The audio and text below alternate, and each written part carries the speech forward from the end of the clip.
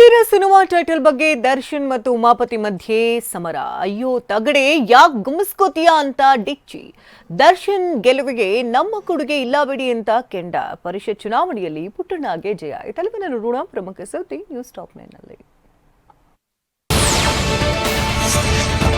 ನಟ ದರ್ಶನ್ ಹಾಗೂ ನಿರ್ಮಾಪಕ ಉಮಾಪತಿ ಗೌಡ ನಡುವೆ ಮತ್ತೊಮ್ಮೆ ವಾಕ್ಸಮರ ಶುರುವಾಗಿದೆ.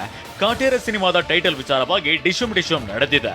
ಕಳೆದ ಜನವರಿಯಲ್ಲಿ ಟಿವಿ9 ಜೊತೆ ಮಾತನಾಡಿದ ಉಮಾಪತಿ ಗೌಡ ಕಾಟೇರ ಸಿನಿಮಾದ ಟೈಟಲ್ ಅನ್ನ ರಿಜಿಸ್ಟ್ರೇಷನ್ ಮಾಡಿಸಿದ್ದೆ ನಾನು ಅಂತ ಹೇಳಿದ್ದಾರೆ.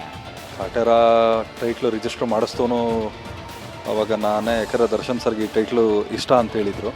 ಸೊ ಹಂಗಾಗಿ ನಾನು ಆವಾಗಲೇ ರಿಜಿಸ್ಟರ್ ಮಾಡಿಸಿಟ್ಟೆ. ಅದಾದಮೇಲೆ ಕತೆ ಅಂತ ಬಂದಾಗ ನಾವು ಕೂತ್ಕೊಂಡು ಕತೆ ಎಲ್ಲರೂ ಸೇರಿ ಒಟ್ಟಿಗೆ ಮಾಡಿದ್ವಿ. ಅದನ್ನು ಬಟ್ ಕಾರಣಾಂತರಗಳಿಂದ ಆಗಲಿಲ್ಲ.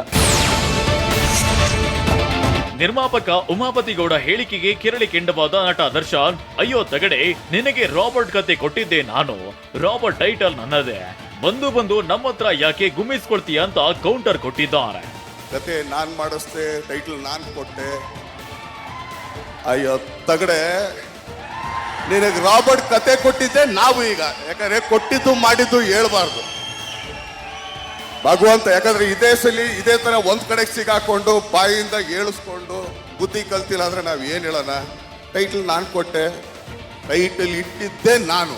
ಯಾಕಪ್ಪ ಬಂದು ನಮ್ ಕೈಲೇ ಯಾಕೆ ಗುಮ್ಮಿಸ್ಕೋತೀಯ? ಗುಮ್ಮಿಸ್ಕೋಬೇಡ, ಎಲ್ಲೋ ಇದೆಯಾ ಚೆನ್ನಾಗಿದ್ಯಾ ಅಲ್ಲೇ ಇದ್ಬಿಡು.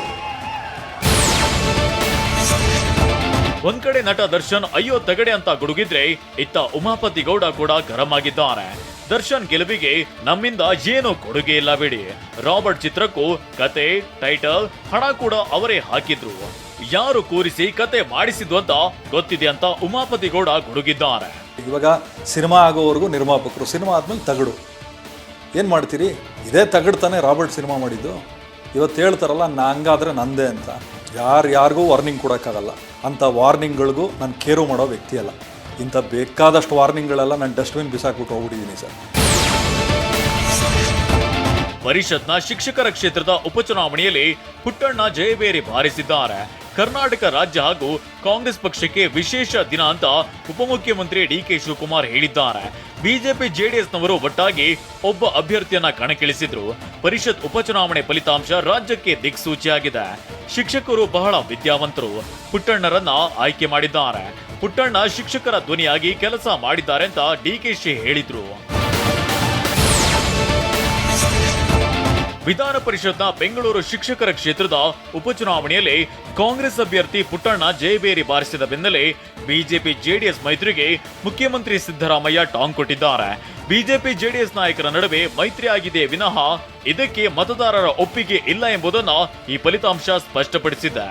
ಬಿಜೆಪಿ ಜೊತೆ ಮೈತ್ರಿ ಮಾಡಿಕೊಂಡ ಜೆಡಿಎಸ್ ಮುಖವಾಡ ಕಳಿಸಿದ್ದು, ಜೆಡಿಎಸ್ ಕೋಮುವಾದಿ ಅವತಾರಕ್ಕೆ ಮತದಾರ ಕಪಾಳ ಮೋಕ್ಷ ಮಾಡಿದ್ದಾನೆ ಅಂತ ವಾಗ್ದಾಳಿ ನಡೆಸಿದ್ರು.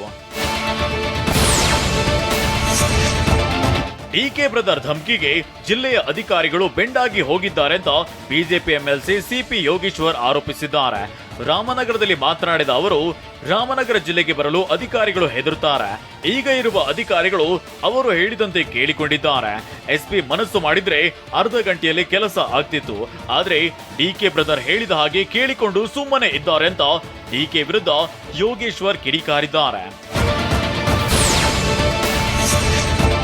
ಮಂಗಳೂರಿನಲ್ಲಿ ಶಿಕ್ಷಕಿಯಿಂದ ಶ್ರೀರಾಮನ ಅವಹೇಳನ ಆರೋಪಕ್ಕೆ ಸಂಬಂಧಿಸಿದಂತೆ ತನಿಖಾಧಿಕಾರಿಯಿಂದ ಶಾಲಾ ಮಕ್ಕಳು, ಪೋಷಕರ ವಿಚಾರಣೆ ಅಂತ್ಯಗೊಂಡಿದೆ. 7ನೇ ತರಗತಿ ಹಾಗೂ ಬೇರೆ ತರಗತಿಯ ಮಕ್ಕಳ ಹೇಳಿಕೆಯನ್ನ ತನಿಖಾಧಿಕಾರಿಗಳು ದಾಖಲು ಮಾಡಿದ್ದಾರೆ.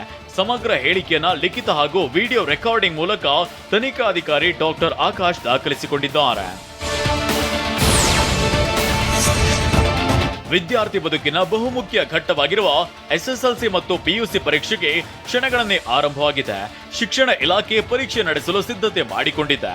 ನಿನ್ನೆ ಶಿಕ್ಷಣ ಸಚಿವ ಮಧು ಬಂಗಾರಪ್ಪ ವಿಕಾಸಸೌಧದಲ್ಲಿ ಸುದ್ದಿಗೋಷ್ಠಿ ನಡೆಸಿದ ಸಚಿವರು, ಈ ಬಾರಿ ಶಿಕ್ಷಣ ಇಲಾಖೆ ವಿಭಿನ್ನ ರೀತಿಯಲ್ಲಿ ಪರೀಕ್ಷೆ ನಡೆಸಲು ಸಜ್ಜಾಗಿದೆ. 3 ಪರೀಕ್ಷೆಗಳನ್ನು ನಡೆಸಲು ಇಲಾಖೆ ನಿರ್ಧರಿಸಿದ್ದು, ಪರೀಕ್ಷೆ ನೋಂದಣಿ ಮಾಡಿಕೊಂಡಿರೋ ವಿದ್ಯಾರ್ಥಿ ಯಾವ 3ರಲ್ಲಿ ಯಾವ ಪರೀಕ್ಷೆಯಲ್ಲಿ ಬೇಕಾದರೂ ಬರೆಯಲು ಅವಕಾಶ ಕಲ್ಪಿಸಲಾಗಿದೆ ಅಂತ ಹೇಳಿದ್ದಾರೆ.